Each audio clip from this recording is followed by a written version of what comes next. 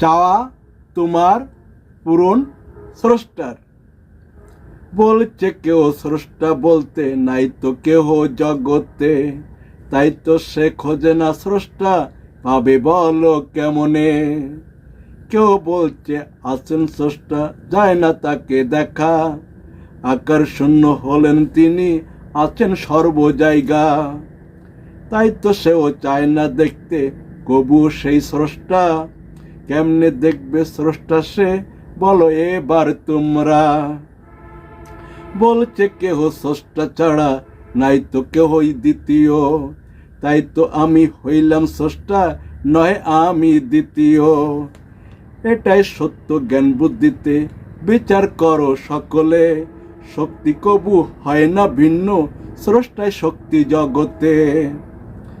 স্রষ্টা বলতে নাই তো কেহ যে বলছে জগতে, কেমনে সে চলে ফেরে চেনে না তো নিজেকে। যে বলছে আকার শূন্য স্রষ্টা হইলেন জগতে, তার রূপটা কাহার রূপ বোঝে না এটাই সে। সৃষ্টির পূর্বে স্রষ্টা থাকেন আকার শূন্য হইয়া, সৃষ্টি করেই সাকার হন নিজের রূপটা ধইরা। এক আছেন বহুত হইবেন তাই তো জগৎ সৃষ্টি, বহুত আছেন এক হইবেন প্রলয় কারণ তারি। সৃষ্টি কিংবা জন্ম বলে স্রষ্টা সাকার হইলে, প্রলয় কিংবা মৃত্যু বলে আকার শূন্য হইলে। সকল সৃষ্টির মধ্য বাইরে স্রষ্টা বিরাজ করেন, তাই তো সৃষ্টি থাকে সতেজ চলে বলে ফেরেন। সুতা পুঁতি দিয়ে যেমন গাঁথা হয় মালা, স্রষ্টা সৃষ্টি আছেন তদ্রূপ এই জগৎ জুইড়া। সেই স্রষ্টা হইল আত্মা যাকে ঈশ্বর বলে, সেই ঈশ্বর পরমেশ্বর যাকে বাসুদেব বলে। আকার শূন্য হলেন তিনি, যায় না তাকে দেখা, সৃষ্টির মাঝে থাকায় তিনি সৃষ্টি তাহার রূপটা।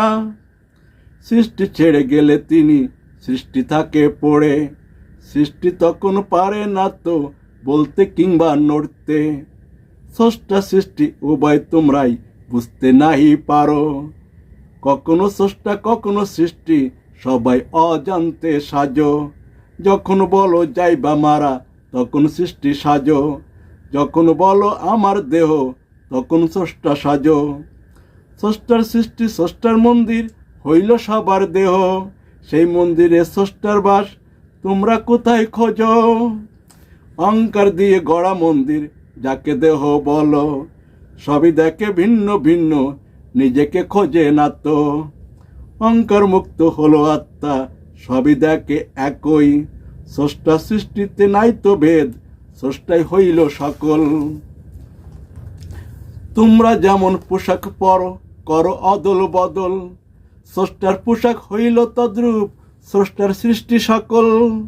তাই তো সাধন ভজন হলো মনটাকে ধীর করো, সৃষ্টি নয় স্রষ্টা তোমরা নিজেকে প্রকাশ করো।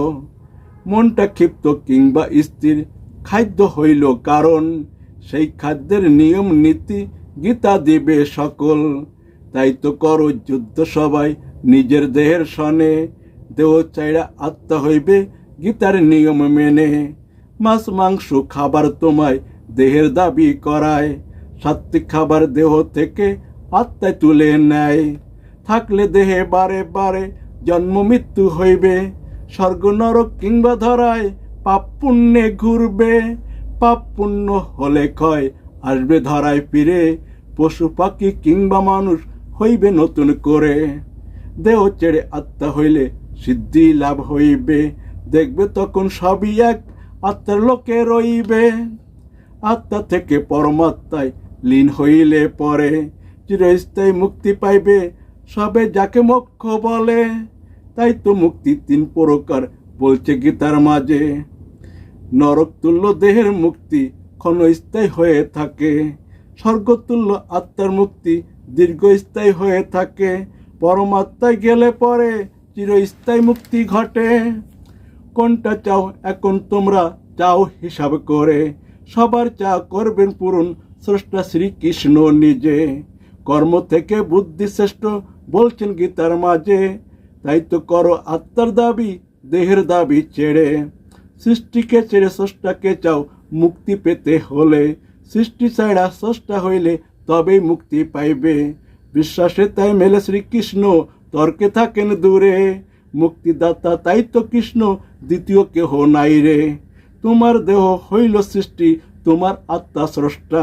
সৃষ্টি নাকি স্রষ্টা হইবে, চাও হিসাব কইরা।